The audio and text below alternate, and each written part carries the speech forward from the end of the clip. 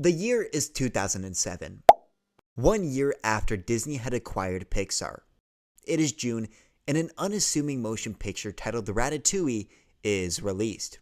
And since, not a single Disney movie has ever managed to surpass it. I'm gonna cut to the chase here. Ratatouille is one of my favorite movies. Like, ever.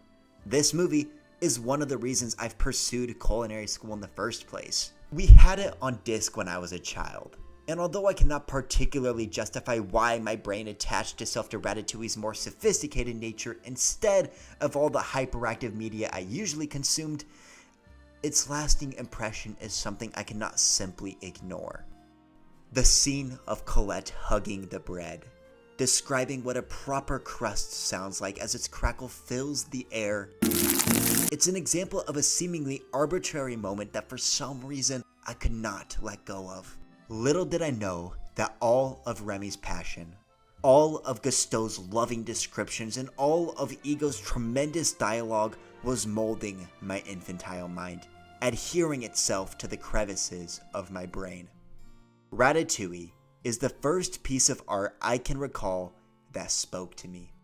Other than perhaps the little Einsteins maybe, that stuff rocked. My name is Sawyer, and this is my first YouTube video. Schmauza! I've been going about my life for some time now. I got my daily job and routines and all, but I have been interested in learning how to make long-form videos for a while now. Mostly as an outlet to discuss things I'm interested in, such as movies, media, coffee, books, and, of course, cooking.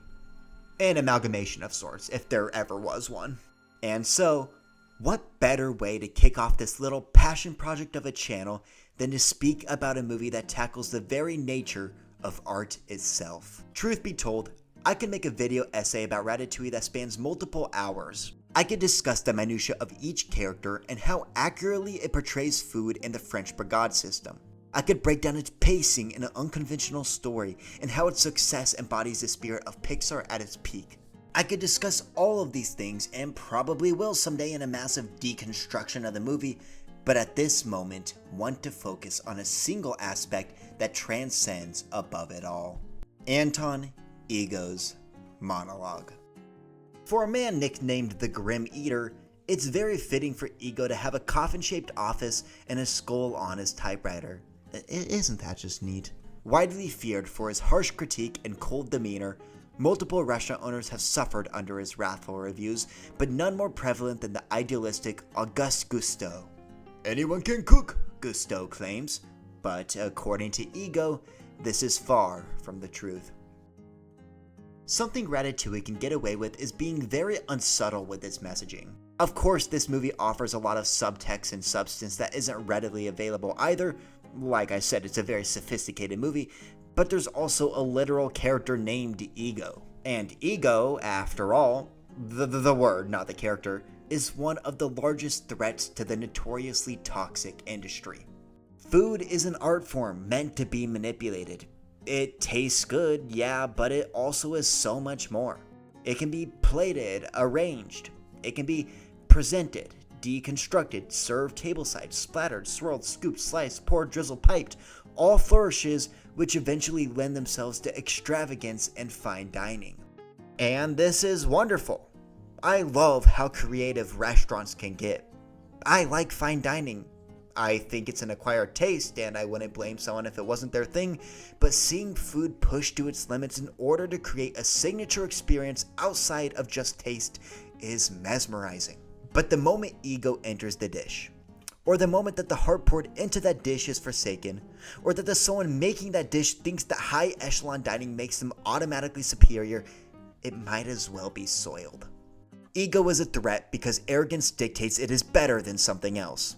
But, at the end of the day, food is meant to be a service and art a form of self-expression, regardless of how fancy it all may be. It's a comfort. The last monologue, delivered by Anton, wears its themes on its sleeves. It may be unsubtle, but it's also Anton Ego being vulnerable, and I'd want it to end no other way. In many ways, the work of a critic is easy, Anton says. We risk very little, yet enjoy a position over those who offer up their work and their selves to our judgment. We thrive on negative criticism, which is fun to write and to read. For others. That's what food is. That's what art is. A thing created by the impassioned to provide the world with that dose of self-expression. Everyone's a critic, but we can all stand to see the value in the fact that art exists at all. But the bitter truth we critics must face, Anton continues, is that in the grand scheme of things, the average piece of junk is probably more meaningful than our criticism designating it so. This line by Ego is so pivotal. If we find something that vibrates to the frequency of our heart, no matter how grand or trivial it may seem, then that thing has meaning. That thing, no matter how much criticism it may warrant, has purpose. After all, it isn't some elaborate display of culinary expertise that sparks Anton Ego's epiphany. No. Remy chooses a simple dish, an appeal to the heart. Because despite his obvious technical skill in the kitchen, Remy understands that food which provides comfort is the best way to tackle ego. On paper, Ratatouille as a movie should not even work. The oxymoron of a rat, the embodiment of filth in the kitchen, the health inspector's worst nightmare, learning to cook by controlling an illegitimate son with the hairs on his head is a preposterous premise. Only feasible under the direction of someone who understands the very soul of what they're working with. Fortunately, the director is Brad Bird. A director who makes movies aimed for children but treats them with the maturity of adults. It was only fitting for the climax of this unconventional tale to be resolved in an equally unconventional way, with a dish that stirs memories rather than appetites. Let's further examine perhaps the most important part of Anton's monologue. In the past, I have made no secret of my disdain for Chef Gusteau's famous motto, "Anyone can cook." But I realize only now do I truly understand what he meant. Not everyone can become a great artist, but a great artist can come from anywhere. This excerpt from Anton's monologue might as well be the thesis for the movie. Art can come from anywhere. It can appear in any form created by those who love making it. If you feel fulfilled engaging with art to any extent, whether that be food or movies or television or drawing or photography or sewing or anything else, then ignore the critics. Ignore the ego that is telling you you are wrong for enjoying that thing, because every second you spend enjoying it is a moment your life is fulfilled. When all guise of pretentiousness is stripped away and all that's left is what is true, only those who love a thing for what it is will understand what it also represents. Love, passion, creativity. Few other Pixar movies treat its audience with this level of maturity and introspection. And that is why Ratatouille is still the best movie that Disney has ever made. Considering how Disney feels less and less magical with each passing year and more like entertainment manufactured in a lab, it feels increasingly bizarre and lucky that a movie like this exists at all. It isn't just a statement about food, it's a statement about art itself. Now keep in mind, criticism is still important. I love reviewing things.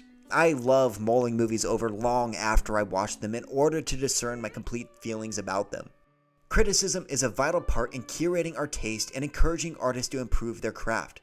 It's just part of engaging with it. But ego, now that's the enemy.